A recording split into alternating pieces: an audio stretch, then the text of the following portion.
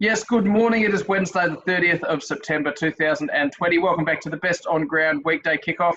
My name is Pete Fairbairn, and as always, I'm joined by one of Australia's top sports media personalities. And this guy today is up and about as well because his St Kilda Football Club are playing AFL finals for the first time in a long time. Welcome down in Melbourne to Darren Parkin. Thank you, mate. Yeah, we're getting a little bit better here in Melbourne in terms of closer to the finish line, so we're up and about for that. But yeah, first time in 9 years for the Saints, and the week off has been interesting. It's sort of been half relaxing, and then as soon as you get your opponent, it's sort of the nerves kick in. So it's kind of been 11 or 12 days of that. But yeah, we're very much looking forward to it. Yes, of course, St Kilda playing the Western Bulldogs in elimination final at the Gabba on Saturday afternoon. And I think we spoke yesterday with Natalie Ioannidis that we haven't heard a great deal around that match. Is it the forgotten final? Well, I think the way that the AFL news bubble works as well, whoever wins that match, there'll be a groundswell of support and emotion behind them heading into the second week of finals. For your sake, Dash, I hope it is the Saints. But we're not going to start with that game today. Pardon me. We're going to start with the big match on Friday night between the Brisbane Lions and Richmond. And I don't think I'd be speaking out of school to say this is the match that's captivating the most attention heading into the first week of the finals. And that's pretty solely down to the fact that Richmond have won their past 15 matches against the Lions. It includes a qualifying final, so a match at this exact same stage last year. They've been dominant victors on the scoreboard in their past 3 outings. And it's also coincided with the Brisbane Lions getting the kicking yips in a very big, bad way every time they play against Richmond of recent memory. And they probably had their opportunities. I think if you look on paper, the Lions have had 46 scoring shots to 44 in their last 2 matches with the Tigers, but have been beaten pretty comprehensively. And there's a lot of speculation that this is one that's actually between the ears and that there's a bit of a mental stigma associated with playing Richmond for that Brisbane team. One of Queensland's most famous experts, Fox Footy analyst and AFL legend Jason Dunstall, well, he thinks that the Lions can actually get up and win this game on Friday night, as he tells Courtney Walsh in The Australian. I don't think there's any hangover from last year because everything is so different, he says, given the different spin of the season, the fact all Melbourne clubs have been away in their bubble for 3 to 4 months. I just don't think there's any hangover for the Brisbane Lions. For what it's worth, Chris Fagan's been ticking names off a list. He says teams that Brisbane hadn't beaten in some time since he's been in charge of the Lions, and Richmond is the very last name on that list. He's been very, very good with the Brisbane Lions for a couple of years now, Chris Fagan, and brought them through to be premiership contenders. So there's a couple of people, Chris Fagan, Jason Dunstall, who do think Brisbane can end their losing streak against Richmond on Friday night. Darren, can you make that a trifecta, and what do they need to do to have any chance? Yeah, they certainly can. I mean, the things that were identified, the kicking yips. So when they played last year in that qualifying final, Brisbane kicked 4 goals, 10 in the first half, but Richmond kicked 2 goals in the first 2 minutes, and then Brisbane had 11 scoring shots in a row and kicked 4 goals, 7 with those chances. At halftime, it was 4-10 to 7-3, so 14 shots to 10, and they were down. Now, Richmond dominated the second half, but that game's got a completely different complexion if Brisbane are 4 goals up or wherever they should be based on the control they had. And then earlier this year, Brisbane kicked 4 goals, 17. And, I mean, that's a common theme for Brisbane. They have had a lot of games where the yips have hurt them, so they've got to find a way to squish that. No Tom Lynch in the Richmond team. And I reckon if you were Chris Fagan, I know he's used a lot of motivation and the expectation that was on Kathy Freeman in the home Olympics and all of that sort of stuff, which has had a lot of talk, but you would probably look back at that final and say, when you walked off the ground at the end of that game, missing opportunities, getting humbled by the eventual premiers, you would have sat there and think, geez, we learned some lessons. I wish we could have had that opportunity again. I wish we knew then what we know now. And then 12 months down the track, they're confronted with exactly the same game against the same team at exactly the same stage of the season. So you could sell it and say, well, you would have wanted that. If you had to script it, you would have said, we've got the challenge of being faced with exactly the same situation that we're in. Do we handle it better this time around? And without Tom Lynch there, it obviously helps the Brisbane cause quite a bit. The Tigers rely more on structure and system than individual personnel. They're so well drilled. I think most people would lean Richmond's way, but all of those numbers and the opportunities Brisbane create every time they play, absolutely they can win. And I think 100% between the years that they've got to take those opportunities.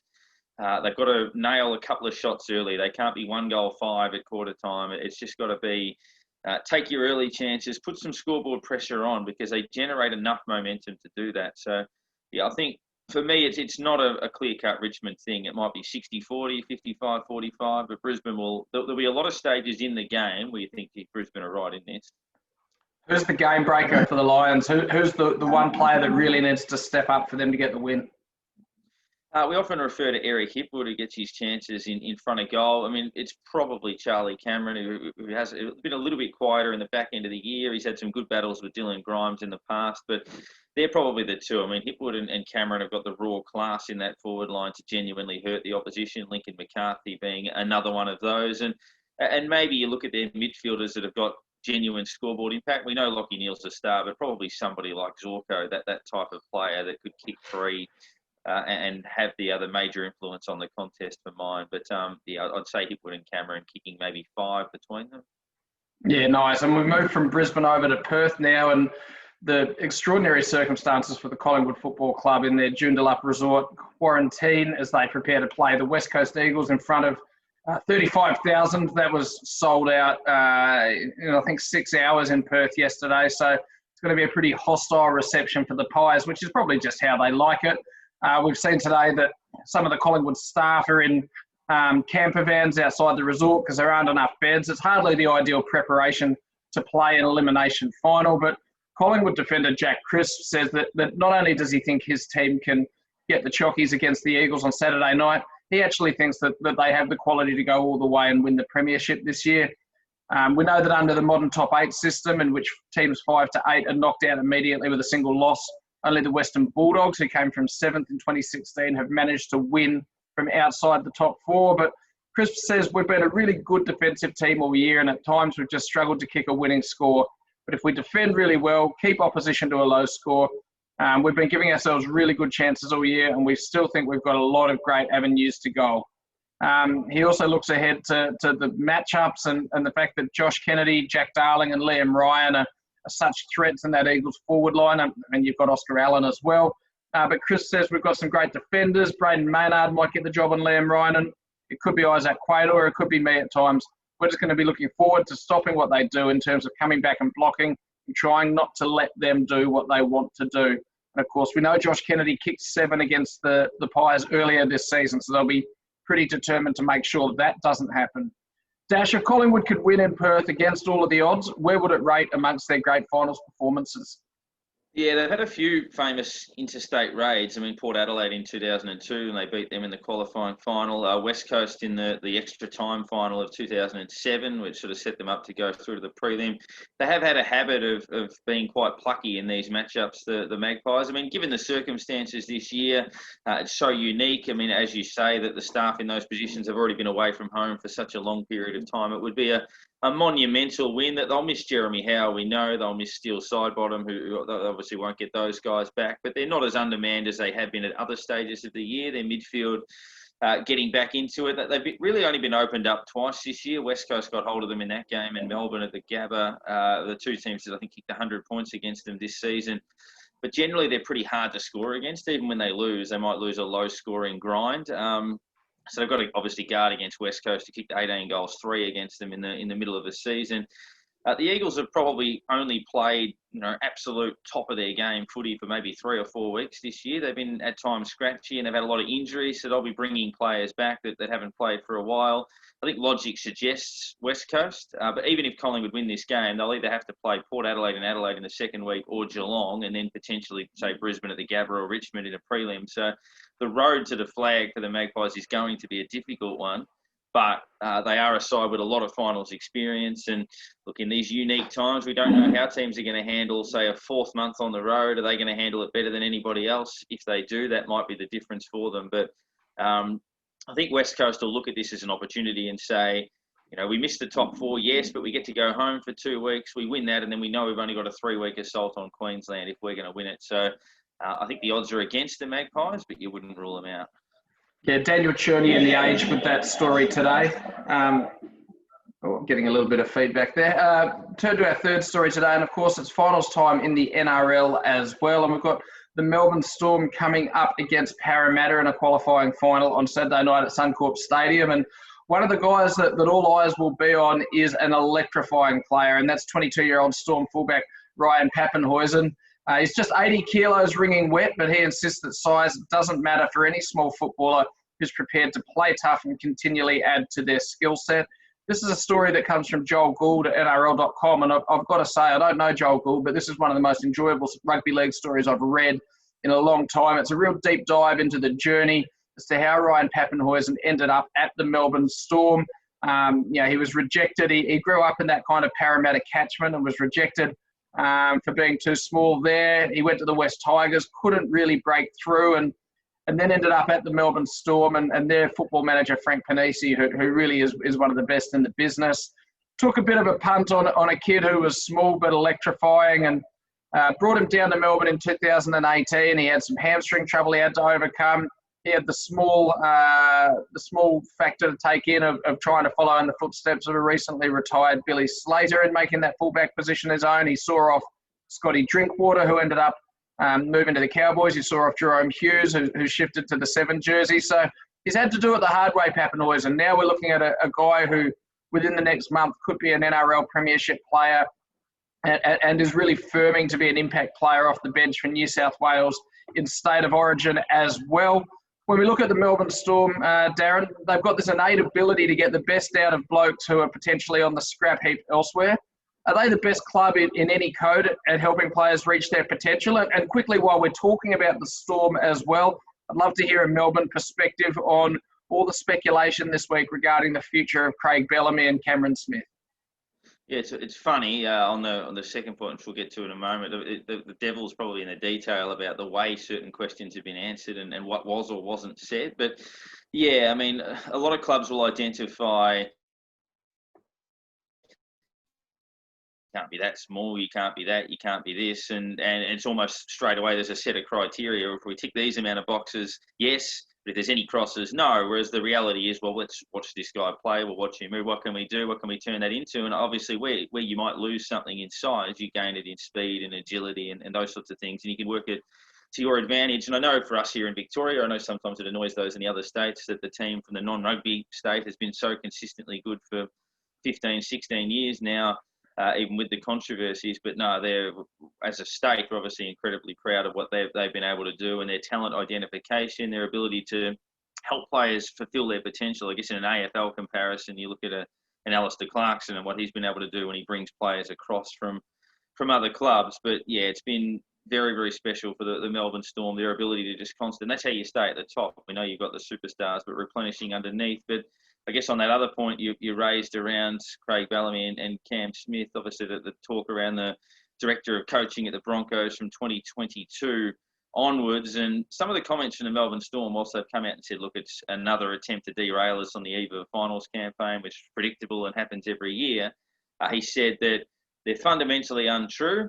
Craig Bellamy will make his decision at the end of the year. Now, that's a little bit different to saying it's fundamentally untrue. Like, you can say it's not happening, he's committed to us, he's signed with us, he's rejected those claims, but all it is, he hasn't decided that yet. So that doesn't mean that that's not the way it's going to go, or that there's a strong leaning that that's the way it's going to go. So I must admit, I went from being really optimistic on the back of the Storm comment halfway through, thinking, well, that has been poo-pooed, it is rubbish. And then I heard the last line, and I'm like, well, maybe it isn't. So I think I'll just try to shut that out. But yeah, I think there's every chance of detail around some of it that it is a possibility. Yeah, I think, and the story continues to evolve. This morning, Andrew Webster in the SMH says that Cameron Smith has said he doesn't want to play for any coach besides Craig Bellamy. In the Courier Mail today, Peter Bedell says that Bellamy's been offered 10 years at the Broncos as director of football. And I think one of the key elements to this as well is that the Broncos are reportedly pursuing Melbourne Storm Chief Executive David Donaghy as well. We've seen the chairman, Matt Tripp, come out and go pretty hard on how long Donaghy's contracted until and the fact that there is a bit of a stand-down period if he were to move from one club to another. But I think Donaghy's silence is fairly deafening amongst all of this. And when there's smoke, there's fire. We saw Kevin Walters appointed as Brisbane Broncos coach yesterday, and all the indicators were in that two-horse battle between himself and premiership winning coach Paul Green that Walters would need an experienced director of football, someone like Bellamy, who just happens to be a 30-year friend of his and a former teammate. I think we'll watch that space with a lot of interest. But we just want to see the Storm playing well in the finals. I think it would be disappointing for their playing group if this derailed the campaign at all. They're pretty experienced down there, and I wouldn't imagine it would. We turn to our penultimate story today, and it's one from John Pierrick and Daniel Cherney in The Age, looking at the Australian cricket team and the fact that they are set for some split tours, with the T20 team said to be heading to New Zealand in February, and at the same time the Australian Test cricket team will be heading to South Africa. We see a situation where guys like a Steve Smith, a Pat Cummins, a Josh Hazlewood, a Mitchell Starc, who have a real impact for each of those teams, will likely miss the T20 tour in order to go on that Test tour of South Africa. What it does do is it creates opportunities in the T20 team off the back of the Big Bash League, and opportunities for people to really force their way into selection. I think New Zealand cricket is acutely aware that they're not going to get all of those marquee names, but they're desperate for the content and desperate to have Australia touring regardless. The Australian Test team will need to take a large squad to South Africa. That's just the new normal when it comes to touring Test teams at the moment, that you need to have people there ready to step in. You don't have the luxury of flying injury replacements and the like over with the pandemic and the quarantine regulations required to keep Test match cricket up and running. Does the split tour model lessen the privilege of representing Australia in this instance, Darren, or do you think it's a necessity in these times? And which fringe or young players are you excited to possibly see in action on that T20 tour of New Zealand? Yeah, look, it does slightly, but look, we've seen an evolution since maybe the mid to late 90s of separate teams. It used to be you played Test cricket, you played one-day cricket, and we didn't have T20s then, but by extension it sort of came in for that. But yeah, the reality is now that, there are 4 or 5 crossovers, but it's a very different brand of cricket. We saw a little bit last summer. I reckon Australia toured India in the midst of the Sheffield Shield campaign, pushing towards the Test summer last year against New Zealand and Pakistan. So even guys like Labuschagne, who started to play a lot of limited overs cricket in the last 5 months or thereabouts, would potentially be absent from one. That the touring party for South Africa would be significant. I'd be curious if he got down to somebody like Glenn Maxwell or even Alex Carey, those sorts of players, hypothetically, where if they were in the frame to play Test cricket, do they stay home at the back end of the summer in the, hypothetical scenario like this and think, well, we might play a couple of Shield games or we might play a couple of long form games, even though we're not on the tour? Or if they were offered a tour spot as, reserve batsman in a Test series or frontline player in a T20 series, do they sit there and go, well, I'll angle towards the long form of the game? So to be curious if they give players choices, or if they make the choices for them and say, we see you as this or we see you as that. I mean, Aaron Finch, for example, is captain of the T20 side. Does that mean that they'll immediately exclude him from a Test tour? Is that door completely closed on him? So, yeah, it'd be fascinating. I think a lot will be determined by the selection. If they look at it and say, well, he's not here, or we don't see him as a Test player, so therefore he'll go there. Or if they're like, well, we think he's a future Test prospect, so we'll take him on the tour at the expense of T20. I think it'll tell you a lot about the way Cricket Australia rates certain individuals. Yeah, and of course it's a pretty pivotal time as well, because the T20 World Cup has been rescheduled, but that'll be taking place in about 12 months' time, and this is really important preparation for the Australian T20 team as well. We know Test cricket is the pinnacle and the priority, but you make a really fascinating point there. And someone else, someone like an Usman Khawaja, where does he fit into the mix? Because his experience on that T20 tour might be invaluable, but would that signal, the full stop on his Test career as well? Pretty fascinating storyline, to follow in that instance. Really quickly, because we are going to run out of time, I want to turn to the French Open. It's been a disappointing couple of days for the Australian men. Alex de Minaur, Jordan Thompson, John Millman, James Duckworth, Alexander Vukic, they were all defeated in straight sets. In fact, so was Alexei Popyrin. So 1 from 7 in the South African-born Mark Polman's, of course, famous for wearing the Legionnaires hat. He finds his way through to the second round as the sole Australian representative in the men's draw. Really unlikely for Polman, and he came into the tournament after a loss in the final round of qualifying as a lucky loser. Likewise, in the women's draw, Astra Sharma, came into the tournament in the exact same circumstances, and she's won her way through to the second round. And in really exciting news, Daria Gavrilova, who's playing on a protected world ranking after dropping to number 785 in the world after more than a year out with injury. Well, she's found her way through to the second round as well, the former world number 20, where she will play another player who's gone through a really similar drop in the rankings over recent years in Canada's Eugenie Bouchard. Darren, what are what if you could pick one storyline here from the Australian run at the French Open thus far, what is it? Probably Gavrilova. And we saw Polmans have a couple of reasonable results at the Australian Open. He's a very enthusiastic young player, and obviously got the benefit of the lucky loser to beat Hugo Humbert in the first round of the French in 4 sets. And he got the wobbles up after, I think he was 6-2, 6-1 or something in the first 2 sets, and then dropped that third set, but then showed good maturity to control that. We saw Gavrilova make the 4th round of the Australian Open a few years ago. Shocking run of injuries since then. She's also got married in the meantime, and just had her life sort of change around a little bit, and it'd be really good to see her come through. I mean, she was just underneath, say, Ash Barty as our second-ranked player a few years ago, and Bouchard, it's going to be an interesting match because Bouchard's drop away has been probably a little bit less explainable in terms of injuries. I mean, she was a Wimbledon finalist and a semi-finalist at a couple of other majors. So does the Bouchard experience shine through here, or do we see Gavrilova continue to get on a roll? And the rankings can significantly increase. If you haven't played for 12 months and you're picking up points that you're not trying to defend or anything like that, that'll be really interesting to see. I mean, it would have been our first time in about 10 years where we had no Aussie men through to the second round, if not for Polmans. And Astra Sharma's 3 sets win was encouraging too as the next generation. Without the likes of Barty and Stosur and those veterans here, or Kyrgios obviously on the men's side, to have these underlings sort of come through is important. But I'd say Gavrilova is the feature story of those. So Gavrilova and Sharma in action today, I believe. So we'll be cheering them on and looking out for those results. We have gone slightly over, but it's footy finals time, and if that doesn't give us permission, I don't know what does. Thanks so much for being on the Best on Ground Weekday Kickoff, Darren Parkin. I look forward to talking to you again very soon. No worries, anytime. Have yourselves a great day, and we'll see you tomorrow with AAP's Mel Woods. Cheers.